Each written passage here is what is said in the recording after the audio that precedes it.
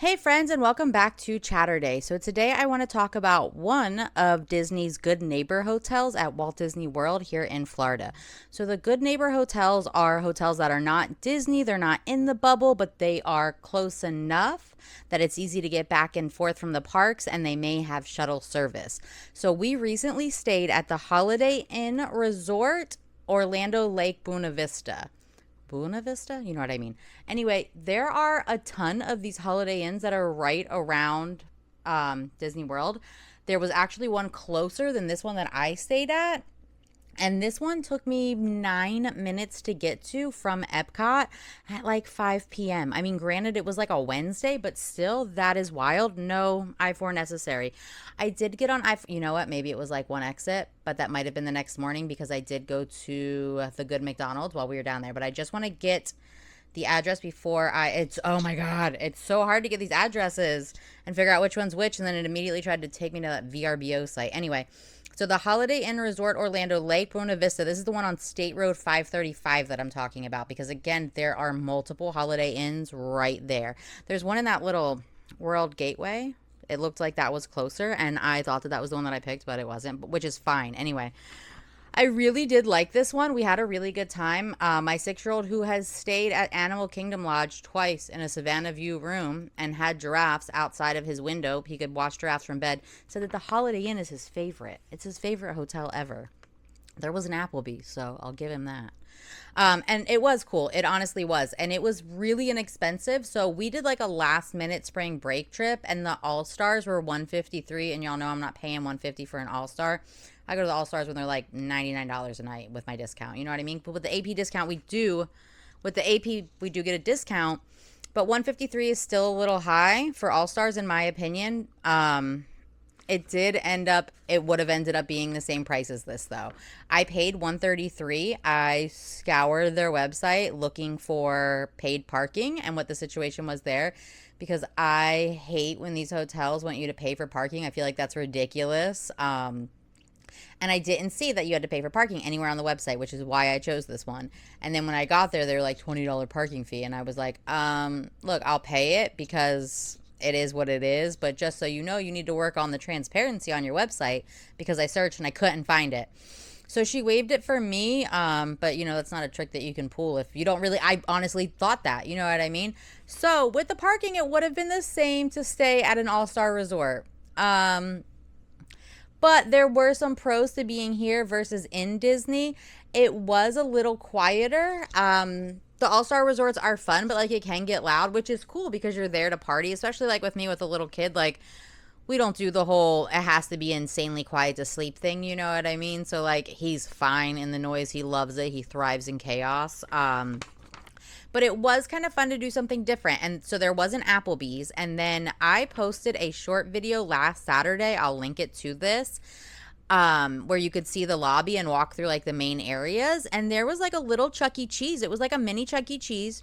There was a little movie theater. It was playing the live action Lion King movie.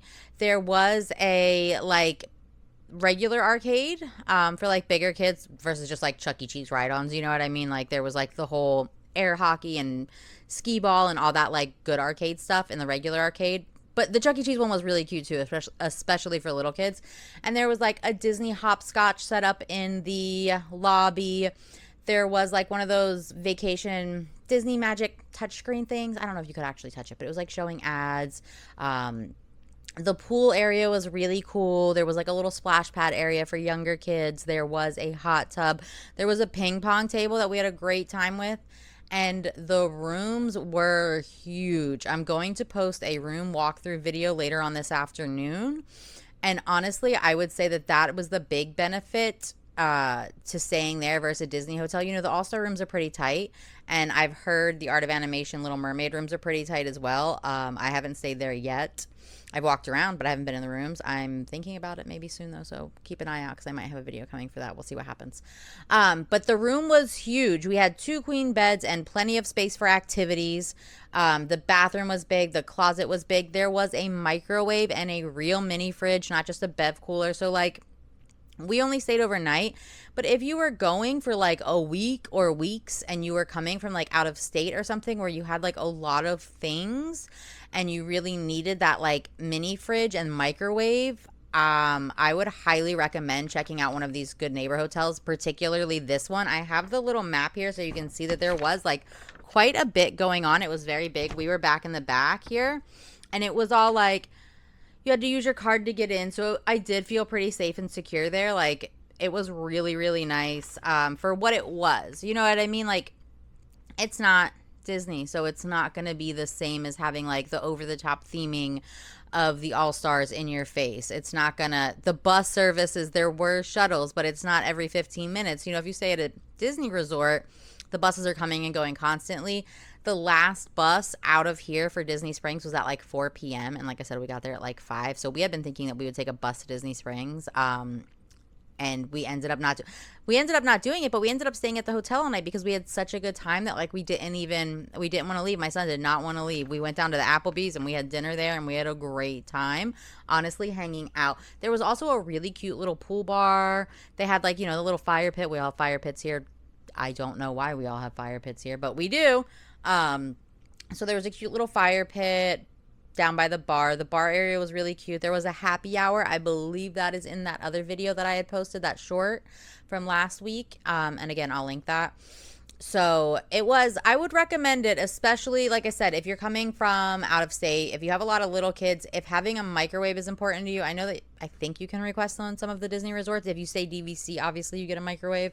But you know, if you're in the All-Star or something, you don't have a microwave, and it's so nice to be able to bring like little things that you can microwave for kids, for picky eaters. Honestly, like the microwave's a big deal when you have little kids. But it was cute. It was fun. Sorry, I got sidetracked talking about the shuttle. So back to that. The shuttle situation was kind of weird, honestly. Because it was like there was like one bus leaving for each park, and I don't even think for each park. I don't think there was a bus that went to Animal Kingdom from there. And then Magic Kingdom, I think, had like 2 times that they left at, but they all only came back at one time. And I think the other parks, I think Epcot and Hollywood Studios only had 1 departure time. But it was so close that you could easily take a lift. You know what I mean? You could check out the schedule, see what times work for you, and then you could lift over and back if you don't have a car. And then if you don't have a car, you don't even have to worry about the whole paid parking situation, right? Which I think is dumb. But you don't have to worry about that if you don't have a car.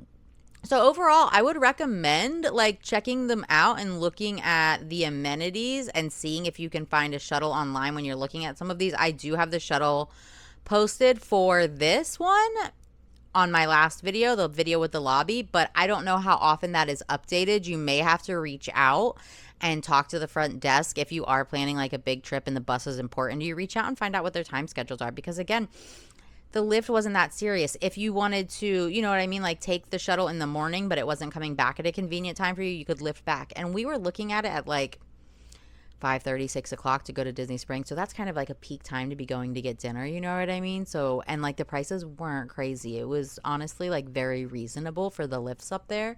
So I would recommend that if you don't have a car, if you don't want to stay in the bubble, if you want more room space, a little bit cheaper, if you didn't have the parking fee and a car, then this would be cheaper than staying at an All-Star at the time that I looked. So this was like the beginning of March. This was the first or second week of March, and it was like a Wednesday overnight. You know what I mean? So it wasn't like Friday, Saturday, but it was spring break time, and I thought it was a really good deal. I haven't done one of these Good Neighbor hotels in years. When I was a kid, we always stayed at those because we didn't have Disney money.